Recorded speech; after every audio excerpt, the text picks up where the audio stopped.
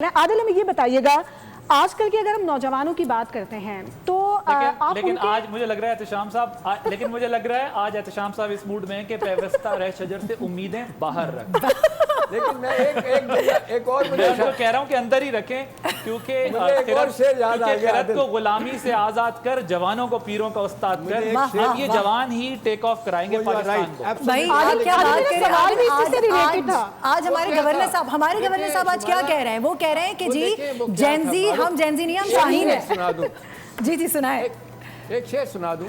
वो ये था, वो कहते हैं कि पिछले बरस भी बोई थी लफ्जों की खेतियां, अब के बरस भी इसके सिवा कुछ नहीं किया। वाह। हर साल अब वादा करते हैं लेकिन हर साल अगला साल आता तो पता चलता है हमने कुछ नहीं। आदिल आप कुछ इरशाद करेंगे इसके जवाब में? अर्ज करूंगा, मैं इंतहाई अदब से हमारे उस्ताद भी हैं शाम साहब, लेकिन इंतहाई अदब से कि जो सेलिब्रेशन का डे होता है ना, शादी वाले दिन जो है ना वो खानदान के झगड़े डिस्कस नहीं करने चाहिए। शादी वाले दिन जो है वो सब चीज़ें बुलाकर खुशी से एंजॉय करना चाहिए और 15 अगस्त से जो है वो दोबारा वो शिकवे शिकायत शुरू करना। मुझे ये लगता है कि हमें 14 अगस्त वाले दिन सेलिब्रेशन का डे है, पूरी दुनिया की कौमों में बड़ी लेकिन आज अहद करने का भी दिन है। हाँ, अहद वफा करने का दिन है, अहद जफा करने का दिन है, अहद मोहब्बत करने का दिन है। लेकिन मैं सिर्फ ये कह रहा हूँ कि आज चूंकि सेलिब्रेशन का दिन है तो मेरी नाकिस राय ये है, मैं वैसे with due all respect he is absolutely spot on कि बहुत कुछ हमें करना है, बहुत आगे जाना है।